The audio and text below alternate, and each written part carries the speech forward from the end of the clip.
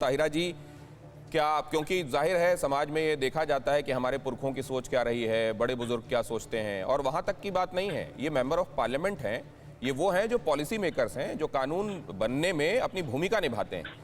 तो खैर वो एक दूसरा विषयांतर हो जाएगा अगर मैं इस पे जाऊं कि क्या उनकी बातों को नजरअंदाज किया जा सकता है, लेकिन मैं उनकी बातों पर आपकी राय जरूर जानना चाहता हूं। सरकार का इरादा आपको क्या नजर आता है? राजनीति है या प्योर वेलबींग ऑफ महिलाओं के लिए बेहतरी का इरादा है?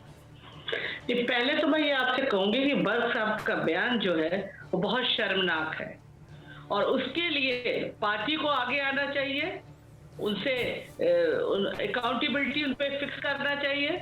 वो मीडिया उनसे पूछे ना पूछे, ये मीडिया का अपना राइट है, देखिए उसमें इंटरफियर कोई नहीं कर सकता। लेकिन बर्ग साहब इसी संविधान की ओथ लेते हैं, सबसे बड़ा लोकतंत्र जो बाबा साहब भीमराव अंबेडकर के संविधान से चलता है, उसमें महिलाओं की क्या हैसियत है, इसको बर्ग साहब ने पढ़ा होगा कम से कम। अगर नहीं पढ़ा है तो उसको पढ़ाया जाना चाहिए उनको कि इस तरह का बेजार स्टेटमेंट देने के बाद उन पे कोई अकाउंटेबिलिटी न फिक्स हो, यह भी शर्मनाक बात होगी। और दूसरी बात, जो एज बढ़ाई गई है, मेरा मानना 18 साल की उम्र में अगर बेटियां वोट दे सकती है, देश का फ्यूचर तय कर सकती है, तो शादी भी कर सकती है, बॉडी डेवलप होती है। लेकिन 21 कर दिया गया, दोनों का बराबर हो गया। जैसे अभी आभा सिंह जी ने कहा, आई एग्री विद हर। बस ये कि 18 साल के बाद वो अगर किसी से कोई उसका अपना दोस्त बनाना चाहती है, पढ़ना चाहती है, बाहर जाके पढ़ना चाहती है, तो उस पर पेरेंट्स का कंट्रोल इस कदर ना हो कि उसको वो काम करने से रोका जाए। मेरी बस इतनी चिंता है।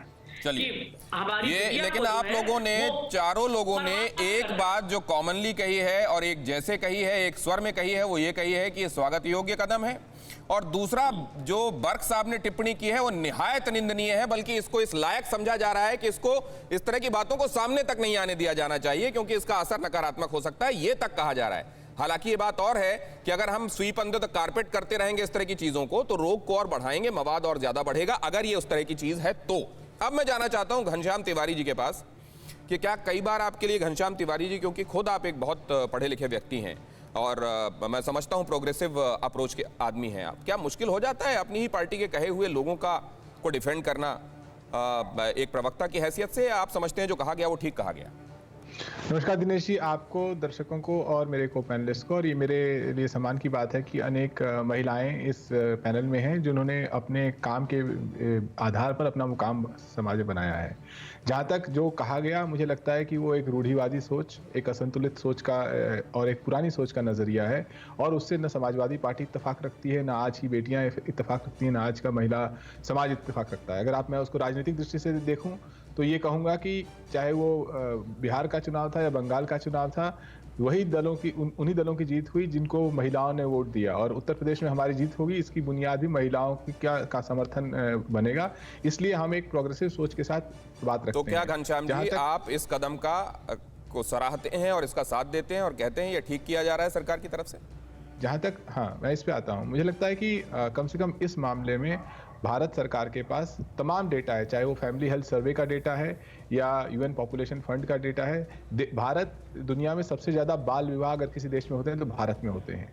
जो डेटा वो कहता है, डेटा अभी भी कहता है कि लगभग 20 से 24 साल की आज जो महिलाएं हैं, उनमें से 27% ऐसी हैं जिनकी शादी कम उम्र हो गई थी।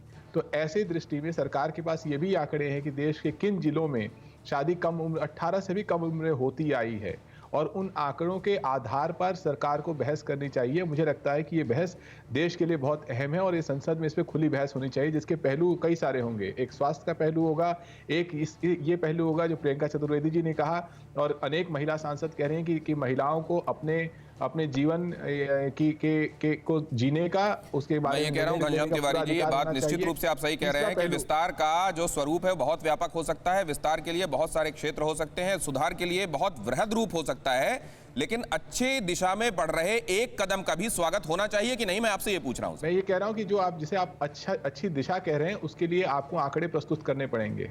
अगर देश में लाखों शादियां अभी भी 18 वर्ष से कम की उम्र की हो रही हैं, जिसे आप इन्फोर्स नहीं कर पा रहे हैं, और अगर देश में ये सिलसिला है जो कि अनेक आंकड़े बताते हैं कि जो बच्चियां इंटर पास नहीं करती हैं उनकी शादी कम उम्र में होती है। ऐसी बच्चियां ठीक है। कमजोर वर्ग, दलित वर्ग या ये फिर इंपॉर्टेंट बात कही है अनुसूचित वर्ग घनश्याम से तिवारी आती जी, हैं। मुझे आगे बढ़ने की अगर- आज्ञा अगर दीजिए। आप- आपने इंपॉर्टेंट बात कही है।